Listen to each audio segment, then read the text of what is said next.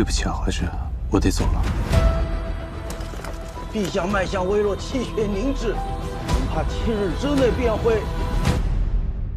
如今官家一睡不醒，这局胜负早已定了。今日起，花季、白季、红楼竞技，5日之后，筹多者胜。怀志，我们离得越近，你离阴暗的宫廷也就会越近。花芷姑娘，今日好热闹。这一老一少美女间，竟有几分相似啊！他们是父母。今日没白来啊，竟赶上一场父子相争的戏码。偌大个酒楼，争斗易主，是一出好戏。兄长看得高兴。若是做爹的输了，我是高兴；做赢了，便没意思。那想必不会让殿下失望。首领，今日没有什么消息。这几日没接到人，恐怕这位司使已进入北洋了。京里抓了个探子，说你投了招人。这没影儿的事儿编得出来。要么你这儿有内鬼，要么皇都里出了鬼。北地就这么些人，调查容易。司使问你，护送你来北地的是什么人？你别告诉我是七秀司司使。我很早就喜欢他了。你该知道七秀司是做什么的，这是你的私事，司属本部该管。可这里面实在太过凶险了。你要知道，你二人的身份如果有朝一日分离，你该如何全身而退啊？那群土匪个个会使暗器，单冲着叶先生他们来的，把他们围得脱不了身。我从没有想过要全身而退。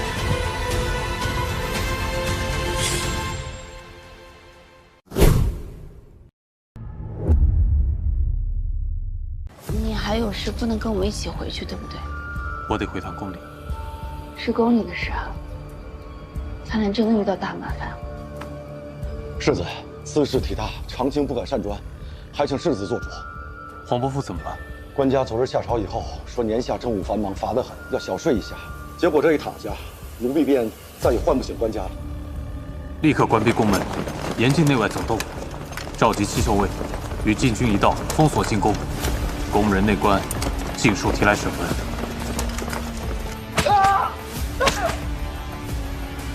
昨日陈氏可去过陈路宫？冤枉，我是冤枉的。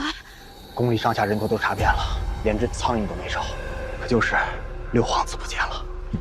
下官无能，陛下脉象微弱，气血凝滞，若无法可解，恐怕7日之内便会。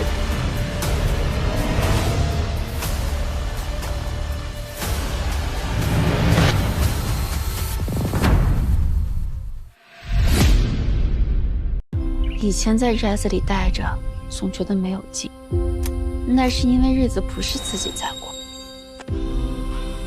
如今什么都没了，我倒觉得每天都很新奇。你失去的那些，最终都会回到你身边来。能不能过，靠的不是这些死物，是人。府中内战没了生机，以后要如何是好？这庄子里这么多人，靠你一个人是救济不过来的。哪怕能一时一地的帮，也只会是无穷无尽的窟窿，除了自救别无他法。生机究竟在哪里？就在这儿。姑娘说的法子，举家经商。这用贫求富啊，农不如工，工不如商。从前你们都只在内院做事，以后都要做带兵的头领。冲锋陷阵，咱们一起在皇都闯出一条路来。听你的口气，好像是要做什么大事业。我要让花家有自己的铺面，从此以后花家自谋生路，不依靠别家。我也明明白白长我的家，走我的路。我相信你。以前跟着祖父游历四方的时候，困在阁楼里的时候，竟然不知道夜晚的灯火这么好看。大概是因为以前这些灯火跟你没有关系，现在才照亮的，是跟我们一起修缮河堤的百姓。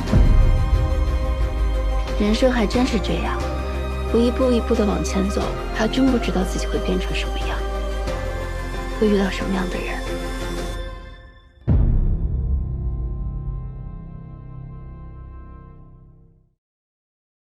找一个铁嘴钢牙的花大姑娘啊！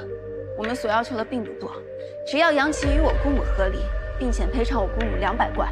你们这是要我的命啊！我们才不要你的命，我们要你卖房卖地，欠债还钱。这回，你还是好好想想，该如何还我这份人情。怨妇着火了。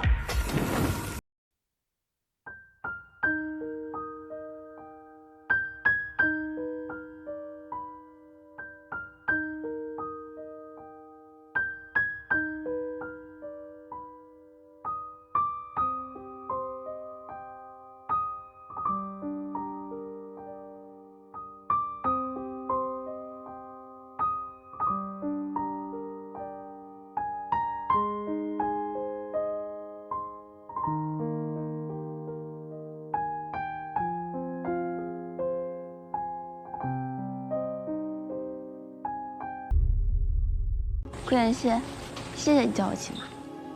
怎么突然想起来谢我了？今日我骑在马上，第一次带大家出门，我忽然觉得自己好像可以跑得更快、更远。看着他这么高兴，我心里竟然也觉得同样高兴。原来人与人的心是可以如此相通的。我想用不了几日，他们便会动身离京。你带些好手，一路沿途查索，无论孤身还是结队，宁肯错杀，也不换。去。什么情况？前面有个山谷，要小心一些。你说前面那个山谷，若是行军打仗会如何？要么一夫当关，万夫莫开；要么瓮中捉鳖，如探囊取物。鱼。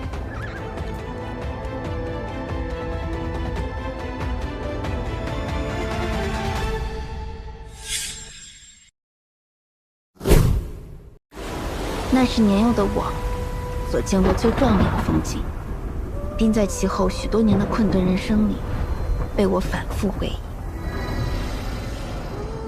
花枝，其实有时候我挺羡慕你的。你们家那些人虽然吵闹，但也热热闹闹，有家的样子。这谁叫咱家？姓花呀！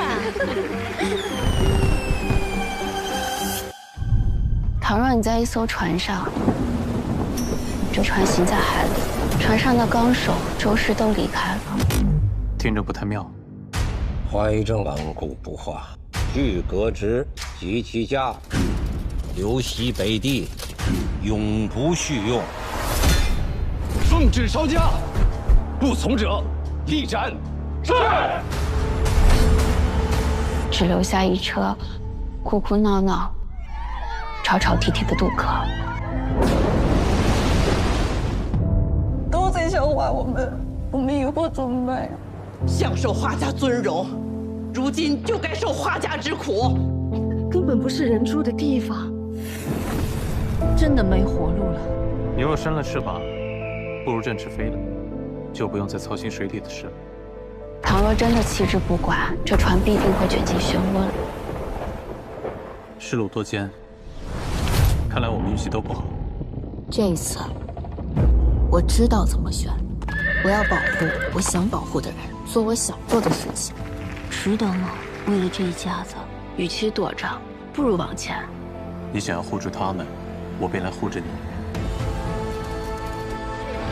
我们都该再做一次选择。